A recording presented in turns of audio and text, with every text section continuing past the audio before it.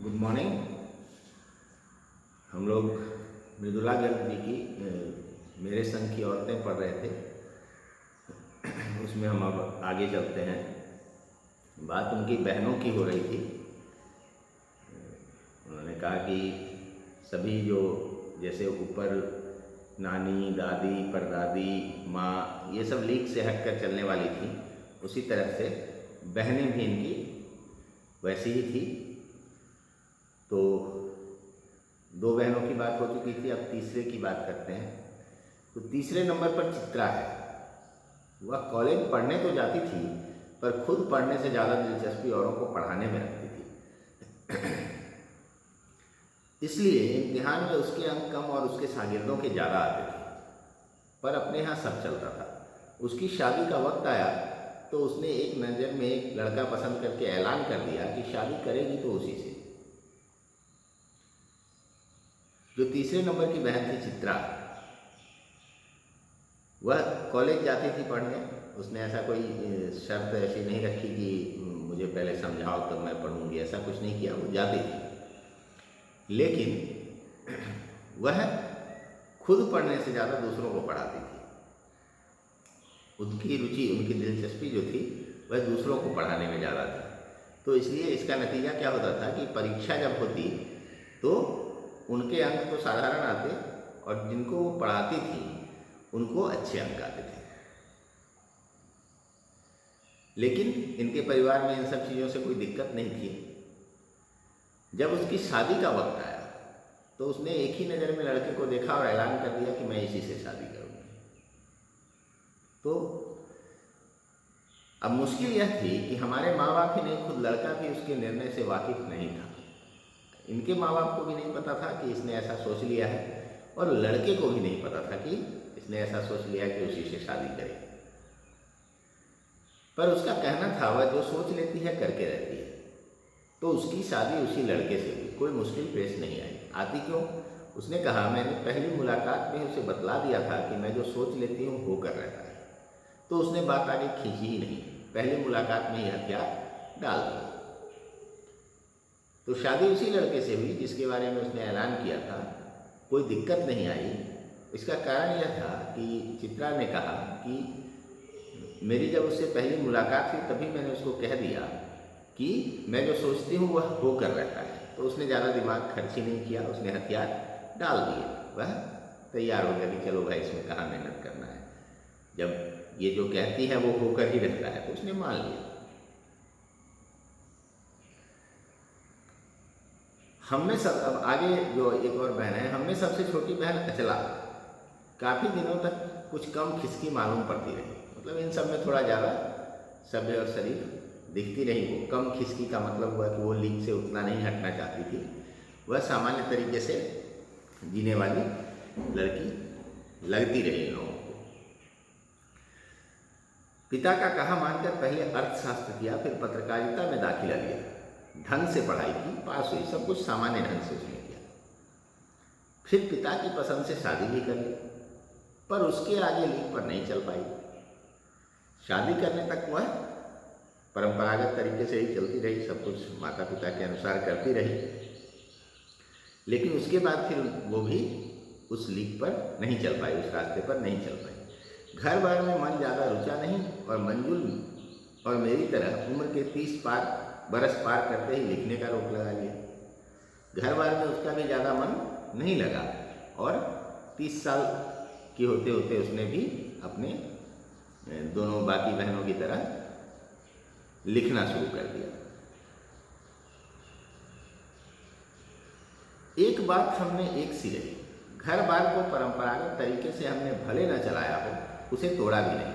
शादी एक बार की और उसे कायम रखा, चाहे तलाक के कगार पर खड़ी चली हो, पर कगार तोड़ डूबी नहीं। एक चीज़ इन लोगों में एक जैसी ही थी कि इन्होंने भले ही परंपरागत तरीके से घर बार नहीं चलाया हो, जैसे आम भारतीय स्त्रियां उन दिनों व्यवहार करती थी, घर बार का ध्यान जिस तरह से रखती थी, बच्चों में डूब जाती थी, अपने पति की सेवा, सास ससुर की सेवा, इन सब में ही अपना जीवन न्यौछावर करती थी। तो वैसा इन लोगों ने भले नहीं किया, लेकिन वहाँ जो हो रहा था उसमें कोई दखल भी नहीं दिया कि उसको तोड़ ही दिया जाए।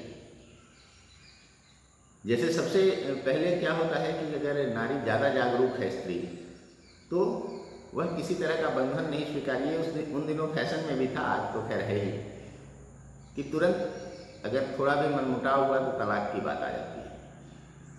तो ऐसी चीज़ें उस समय भी हो चुकी थी शुरू, लेकिन इन लोगों ने उससे दूरी बनाए रखा। भले ही मनमुटाव हुआ हो, दूसरी महिलाएं उतने पर तलाक लेती हों, लेकिन इन्होंने वैसा कुछ नहीं किया। इन्होंने एक बार ही शादी की और उसको कायम रखा, उसको बरकरार रखा, उसमें कोई मतभेद आने नहीं दिया, उसको टूटने नहीं दिया। शायद इसलिए कि जैसा मैंने अपने पहले उपन्यास में ही लिख डाला था, हम सभी विश्वास करती रही होंगी कि मर्द बदलने से कोई प्रयोजन सिद्ध नहीं होता। घर के भीतर रहते हुए भी अपनी मर्जी से जी लो तो काफ़ी है। इनका मानना था कि अगर पुरुष जिससे शादी हुई उसको बदलते रहने से कि इसके साथ नहीं जमा तो दूसरी शादी कर लेते हैं, इससे तलाक ले लेते हैं, तो इससे कोई प्रयोजन, कोई उद्देश्य सिद्ध नहीं होता।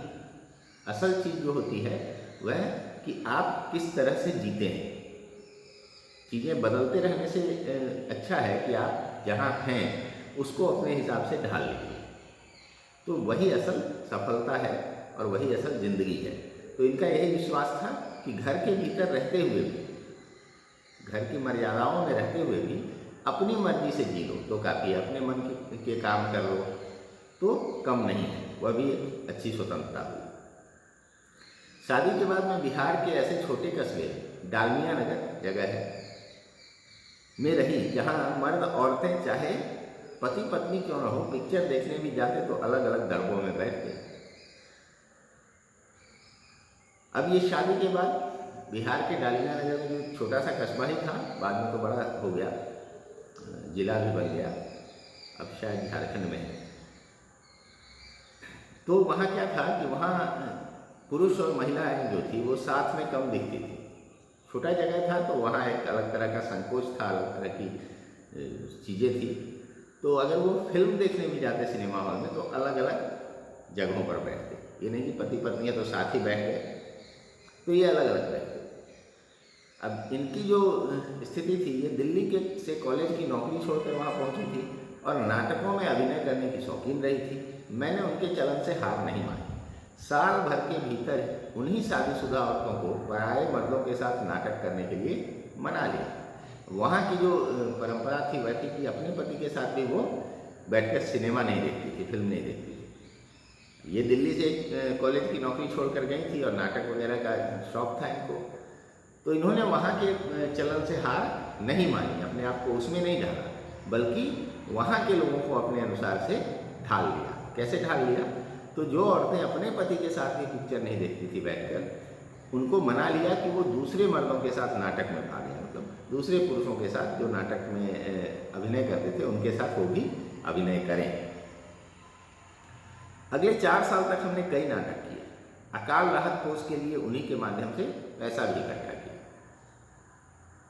तो अगले 4 साल तक इन्होंने काफ़ी सारे नाटक किए और उसके माध्यम से धन वगैरह इकट्ठा किया। जब कहीं अकाल पड़ा तो उसमें मदद करने के लिए, जैसे अभी भी अब देखते हैं बाढ़ आती है, कुछ ऐसा। अब तो अकाल की स्थिति थोड़ी कम होती है, अब तो कृत्रिम सिंचाई के साधन बहुत सारे हो गए हैं, फसलों की स्थिति अच्छी हो गई है। पहले कम फसल होते थे, धान गेहूँ मक्का ये सब होता था, और वो भी अलग अलग जगह पर अलग अलग फसल होती थी।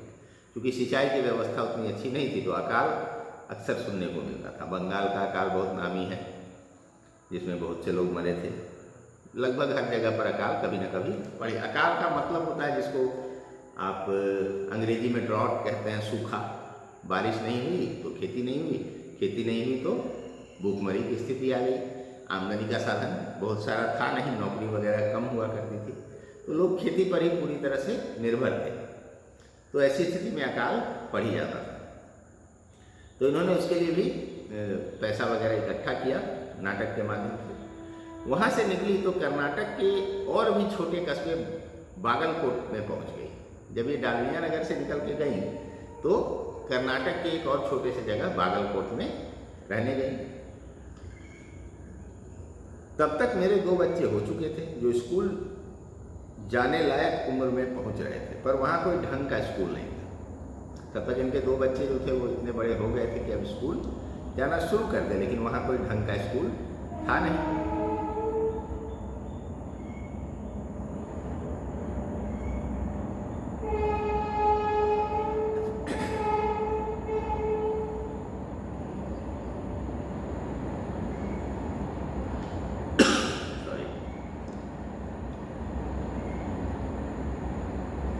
लोगों की राय पर मैंने पास के कैथोलिक बिशप से दरख्वास्त की कि उनका मिशन वहाँ के सीमेंट कारखाने की आर्थिक मदद से हमारे कस्बे में एक प्राइमरी स्कूल खोल दें। आप मिशन स्कूल देखते होंगे बहुत सारे जो क्रिश्चियन मिशनरी के द्वारा चलाए जाते हैं। तो वहाँ जो चर्च रहा होगा आसपास, वहाँ के जो पादरी थे तो उनको कैथोलिक बिशप, उसमें अलग अलग पद होते हैं, तो इन्होंने वहाँ के जो पदाधिकारी थे या पादरी कहिए उसको, जो पुजारी जैसे होते हैं मंदिर में वैसे ही, तो उनको इन्होंने रिक्वेस्ट किया, दरख्वास्त किया, उनसे आग्रह किया कि उनका जो मिशन है वह वहाँ एक सीमेंट का कारखाना था, उससे आर्थिक मदद लेकर उसकी सहायता से एक प्राइमरी स्कूल उस कस्बे में खोल दें, ताकि वहाँ के बच्चों को शिक्षा की व्यवस्था हो सके। पहले उन्होंने कहा क्योंकि उस प्रदेश में क्रिश्चियन जनसंख्या कम थी, इसलिए वे वहाँ स्कूल खोलने में असमर्थ थे। मैंने गैर क्रिश्चियन बच्चों को भी शिक्षा पाने के लायक सिद्ध करते हुए अपना इसरार जारी रखा। तब उन्होंने कहा, हम कोशिश कर सकते हैं, बशर्ते आप हमें यकीन दिलाएं कि वह स्कूल अगले 100 वर्षों तक चलता रहेगा। क्रिश्चियन मिशनरीज की एक बात होती है कि वो वहीं पर अपनी एक्टिविटीज़ करते हैं जहाँ क्रिश्चियन जनसंख्या होती है। वो अपने धर्म के लोगों के प्रति संवेदनशील होते हैं और उनके लिए काम करते हैं, उनके विकास के लिए, उनकी भलाई के लिए काम करते रहते हैं पूरी दुनिया में। तो उन्होंने कहा कि इस प्रदेश में एक तो क्रिश्चियन बहुत कम है, इतने नहीं है कि मैं स्कूल खोल सकूं। तब लेखिका ने उनको बताया कि ऐसा नहीं है कि सिर्फ क्रिश्चियन बच्चों को ही शिक्षा देना जरूरी है। आप परोपकार का काम करते हैं, लोक कल्याण की बातें करते हैं, तो आप बाकी बच्चों का भी सोचिए। बच्चे तो हैं ही यहाँ, तो उनके लिए स्कूल खोलिए ताकि उसमें गैर क्रिश्चियन बच्चे भी पढ़ सके। इसरार का मतलब होता है आग्रह करते रहना, रिक्वेस्ट करते रहना। तो इसरार जारी रखने का यह मतलब हुआ, इसरार का मतलब आग्रह हुआ। तब उन्होंने कहा कि हम कोशिश कर सकते हैं, लेकिन आप हमें यकीन दिलाइए कि वह स्कूल 100 वर्षों तक चलता रहेगा। कहने का उनका मतलब था कि आप तो आए हैं, फिर चले जाइएगा, तो मैं क्यों खोलूं आपके आग्रह पर इसको, या फिर आप ऐसा पक्का कीजिए कि ये 100 वर्षों तक स्कूल चलता रहेगा। लेखिका ने आगे कहा, मुझे गुस्सा आ गया। मैंने कहा, स्कूल की छोड़िए, किसी के भी बारे में यकीन नहीं दिलाया जा सकता कि वह अगले 100 वर्ष तक चलेगा। वे गुस्सा खा गए, बोले, खुदा का लाख शुक्र है, बच्चों के न पढ़ पाने की समस्या आपकी है, मेरी नहीं। लेखिका ने कहा कि ये कौन बता सकता है कि 100 वर्षों में क्या होगा। ऐसी जिम्मेदारी तो कोई ले ही नहीं सकता है कि अगले 100 वर्षों तक ये चीज़ चलती रहेगी, ये संभव नहीं है। तो उनको गुस्सा आ गया, बोले कि खुदा का लाख शुक्र है कि बच्चों के न पढ़ पाने की समस्या आपकी है, मतलब ये मेरी समस्या नहीं है। अगर नहीं चल, आप ऐसी गारंटी दे सकती हैं तो कहने दीजिए, ये मेरी कोई समस्या है नहीं, समस्या तो आपकी है, तो आपको शर्तें पूरी करनी होगी। बात कड़वी थी पर 100% सच के आगे सिर झुकाने में सिर झुकाने की हमारी बचपन की आदत थी। सो मैंने तय किया कि मैं खुद अंग्रेजी, हिंदी, कन्नड़ 3 भाषाएं पढ़ाने वाला प्राइमरी स्कूल वहाँ खोलूँगी और कर्नाटक सरकार से उसे मान्यता भी दिलवाऊँ। जब पादरी से इनकी बात नहीं बनी तो इन्होंने सोचा कि बात तो ये सही कह रहा है, समस्या तो मेरी है, तो मुझे ही सॉल्व करना है।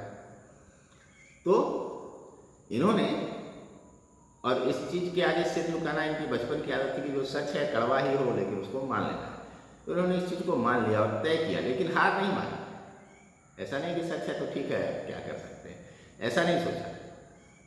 इन्होंने तय किया कि खुद ही हिंदी, अंग्रेजी और कन्नड़ भाषा पढ़ाने लायक एक स्कूल खोलेंगे और उसको कर्नाटक सरकार से मान्यता भी दिलवाएंगे। वहाँ के अनेक मेहनती और खिसके लोगों की मदद से मेरा यह व्रत पूरा हुआ है। खिसके एक विशेषण के रूप में प्रयोग हो रहा है, कई बार हुआ है। खिसका हुआ एक पागल को कहा जाता है सामान्य तौर पर, लेकिन यहाँ खिसके लोगों से मतलब है जो जुनूनी हो, जो कुछ अलग करने की क्षमता रखते हो, अलग करने का शौक रखते हो, ऐसे लोगों को खिसका हुआ कह रही हैं। तो मेहनती और खिसके लोगों की मदद से मेरा यह व्रत पूरा हुआ, उनका जो यह संकल्प था वह पूरा हुआ। मेरे बच्चे तथा अन्य अफसरों के बच्चे उसी स्कूल में पढ़े, बाद में अलग अलग शहरों के अलग अलग ख्यात स्कूलों में दाखिला भी पा गए। शुरुआती शिक्षा इनके बच्चों ने, और वहाँ जो और ऑफिसर्स जो बाहर से आते थे उनके बच्चे भी उसी में पढ़े, और बाद में जहाँ थोड़ा बड़े हुए तो और जहाँ जहाँ ज़रूरत थी जिस अच्छी स्कूलों में उनका एडमिशन हो गया, उनको दाखिला मिल गया। ऐसे अनेक मौके आए जब मैंने अपने जिद्दीपन के नमूने पेश किए, पर सबसे ज़्यादा उसने मंच पाया मेरे लेखन में, जो शुरू से अब तक लीक से खिसका अपनी राह खुद तलाशता रहा है। लेखिका कह रहे हैं कि ऐसे अनेक मौके आए जब मैंने अपनी जिद से किसी काम को पूरा किया, किसी जुनून को पूरा किया, लेकिन उसने मंच पाया। इनका जो यह स्वभाव था जिद्दीपन का, उसको एक स्टेज मिला, एक मंच मिला। कहाँ? इनके लेखन में, इनकी कहानियों में, इनके उपन्यासों में वह जिद्दीपन अपने संपूर्ण रुतबे के साथ दिखा, जो शुरू से अब तक लीक से खिसका। इनका जो लेखन था वह शुरू से अभी तक लीक से अलग ही लिख रही है, और अपना रास्ता ढूंढ रहा है कि किस तरफ जाना है। वो अलग अलग मुद्दों पर लिखती रही, पर सब कुछ कर लेने पर भी मैं अपनी छोटी बहन रेणु से के मुकाबले नहीं पहुंच सकती। 1950 के अंतिम दौर में एक रात दिल्ली में एक साथ 9 इंच बारिश हो गई। अभी एक अपनी छोटी बहन के बारे में बता रही हैं कि ये सब करने के बाद भी जुनून में मैं उसके मुकाबले खड़ी नहीं हो पाती।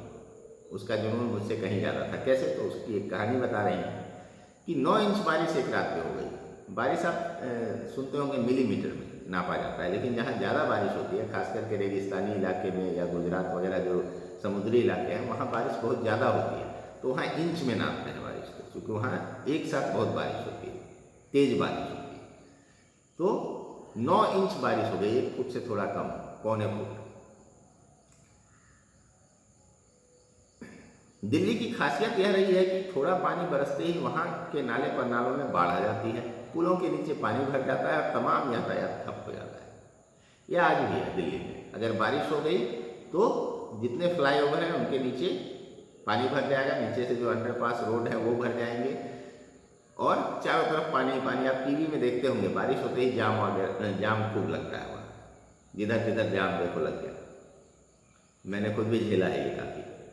तो दिल्ली की तब भी यही खूबी थी, आज भी यही खूबी है कि बारिश होते ही वहाँ के नाले वगैरह भर के ऊपर आ जाते हैं, सड़कों पर पानी भर जाता है, और यातायात यानी आवागमन की जो व्यवस्था होती है गाड़ियों वगैरह की, वो रुक जाती है। उस पानी में कहाँ घुस नहीं पाए। इस कयामती बारिश के बाद तो सरकारी दफ्तरों के पहले तल्लों से फाइलें पानी में तैर रही थी। अब इतनी बारिश एक साथ हो गई तो जो ग्राउंड फ्लोर पर जो सरकारी ऑफिसेज थे उनकी फाइलें पानी में तैरने लगी, इतनी बारिश हो गई। कयामती बारिश मतलब बहुत ज़्यादा बारिश, कयामत कहते हैं जब सब कुछ डूबने लगे। तो जिसको प्रलय भी सुनते होंगे आप लोग, प्रलय शब्द का प्रयोग लोग करते हैं कि प्रलय आ गया, इसका मतलब सब कुछ संसार पूरा डूब गया। अगली सुबह किसी तरह का कोई वाहन सड़क पर नहीं निकला था। जाहिर है कि रेणु के स्कूल की बस भी उसे लेने नहीं आई। रेणु ने कहा कोई बात नहीं, मैं पैदल चली जाऊंगी। सब ने समझाया। उस समय मोबाइल फ़ोन वगैरह की व्यवस्था इतनी थी नहीं, टेलीफोन भी कम ही जगह पर था, तो ऐसी कोई सूचना आई नहीं थी कि स्कूल बंद है, बस नहीं आई। लोगों ने कहा स्कूल बंद होगा, इतनी तेज बारिश हुई है, लेकिन उसने नहीं माना। वो कहा कि नहीं मैं पैदल चली जाऊंगी। सब ने समझाया स्कूल बंद होगा मत जाओ। उसने कहा आपको कैसे पता कि स्कूल बंद है? इस सवाल का माकूल जवाब, मतलब उचित जवाब, माकूल मतलब उचित जवाब किसी के पास नहीं था। हमारे यहाँ फ़ोन जरूर लगा हुआ था, स्कूल में भी रहा होगा, पर बारिश के चलते वह ठप पड़ा हुआ था। टेलीफोन के जो तार होते थे वो बारिश वगैरह में कहीं से ढीले हो गए, कहीं टूट गए, तो वह ठप पड़ा हुआ था। तो उसके बात का कोई जवाब नहीं दे पाया कि कैसे पता है कि स्कूल बंद है।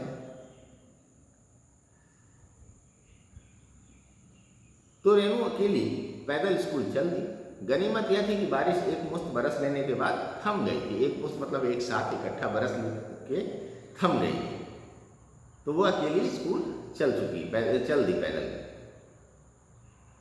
सड़कों पर पानी था पर और बरस नहीं रहा था। सड़कों पर पानी था लेकिन वर्षा और नहीं हो रही थी, तो ये एक राहत की बात थी। तो रेणु 2 मील पैदल चलकर स्कूल पहुंची। 1 मील का मतलब 1.6 किलोमीटर के आसपास होता है, 6 से थोड़ा ज़्यादा, 6 जैसा कुछ होता है। तो ये लगभग 3-3.25 किलोमीटर पैदल चलकर स्कूल पहुंची। जैसा हमने कहा था वह बंद था। चौकीदार रेणु को देखकर दंग रह गया, पर रेणु को कोई मलाल नहीं था। वह वापस 2 मील चलकर घर पहुंच गई। वहाँ गई तो वहाँ चौकीदार था। वो आश्चर्यचकित रह गया कि ये बच्ची किससे आ गई, क्यों आ गई।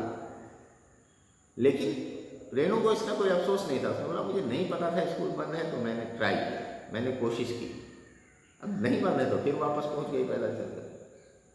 सबने कहा हमने पहले ही कहा था। उसने कहा स्कूल बंद था तो मैं वापस आ गई, इसमें आपका कहना कहाँ से आ गया। सबने कहा कि हमने तो पहले ही कहा था। उसने कहा कि नहीं, मैं गई वहाँ देखा मैंने कि स्कूल बंद था, तब मैं वापस आई। आप तो ऐसे ही कह रहे थे, इसमें आपके कहने की क्या बात है, आपको कैसे पता था कि बंद है, कोई सूचना तो आई नहीं थी। सोचती हूँ कैसे रोमांच का अनुभव हुआ होगा उस दिन। जगह जगह पानी से लब करते सुनसान शहर में निचाट अकेले अपनी धुन में मंजिल की तरफ चलते जाना। सच अकेलेपन का मजा ही कुछ और है। अब ये उसको ज़िंदगी से जोड़ रही है कि कितना रोमांच का महसूस हुआ होगा कि अकेले उस सुनसान शहर में चारों तरफ पानी भरा हुआ सड़क पर वो चलते जा रहे हैं। तो कैसा उसको महसूस हुआ, वह कहीं कोई नहीं तो, लेकिन वह अपने धुन में थी। और जब आप अपनी धुन में होते हैं तो आप आसपास देखते ही नहीं। आपके मन में किसी चीज़ के लिए लगन हो जाती है कि मुझे ये काम कर लेना है, तो आप इस पर ध्यान ही नहीं देते हैं कि आपके साथ कौन खड़ा है, आपके साथ कौन चल रहा है, और कोई यह कर रहा है कि नहीं। आपका दिमाग उसी मंजिल की ओर लगा रहता है और आप उसके पीछे चलते चले जाते हैं। आप एक बार भी नहीं सोचते कि आप अकेले हैं या आपके साथ भी कोई है। तो लेखिका कह रही है यहाँ कि अकेलेपन का मजा ही कुछ और है। अकेलेपन का मजा से मतलब है कि जो धुन सवार हो जाती है, जो लगन लग जाती है, तब किसी के साथ की ज़रूरत नहीं रहती है। तब अकेलापन ही आपको सबसे ज़्यादा मजा देता है, क्योंकि आपको किसी तरह का कोई व्यवधान नहीं होता और आप अपनी धुन में उस मंजिल की तरफ बढ़ते हैं और पाते हैं। तो यहाँ अकेले का मतलब सिर्फ एक आदमी से नहीं है। अकेलेपन का मतलब एक तरह की धुन वाले अगर 2-4 हैं तब भी अकेलेपन ही हुआ, कि उसमें कोई व्यवधान देने वाला नहीं है, कोई रोकने वाला नहीं। तो ऐसे अकेलेपन का मजा कुछ और ही है। तो इस तरह से यह एक लंबा संस्मरण था जो हमने समाप्त किया है। अब इसके आगे प्रश्न अभ्यास है। इसमें शायद शब्दार्थ वगैरह नहीं दिया है, शब्दार्थ तो इसमें बीच बीच में देता ही गया। तो आप एक बार जो शब्द इसमें ऐसे हैं जिनका आपको नहीं पता है उनको चुन लीजिएगा, उनका अर्थ लिख लीजिएगा, उनको याद कर लीजिएगा, तो आप कुछ नए शब्दों से वाकिफ हो जाएंगे। आपको पता चलेगा कि ऐसे भी शब्द होते हैं। और फिर प्रश्नों को पढ़िएगा और कोशिश कीजिएगा उनको समझने की कि उनके उत्तर हो क्या सकते हैं। जैसे लेखिका ने अपनी नानी को कभी देखा ही भी नहीं, फिर भी उनके व्यक्तित्व से वे क्यों प्रभावित थी। उनके बारे में सुना, उनके बारे में जाना, उनकी एक अलग तरह की कहानियाँ सुनी। इस दृष्टि से इसको देखना है। हम लोग प्रश्नोत्तर पर कल बात करेंगे। आज इसका आप आनंद लीजिए कि ये पाठ जो था वो कैसा था और उसमें क्या क्या चीज़ें आपने समझा, क्या सीखा। इस चीज़ को आप लोग सोचिए, अनुभव कीजिए। कल हम लोग फिर प्रश्नोत्तर की बात करेंगे। तब तक आप शब्द वगैरह ढूंढ के उसका अर्थ लिखिए और याद कर लीजिए। धन्यवाद।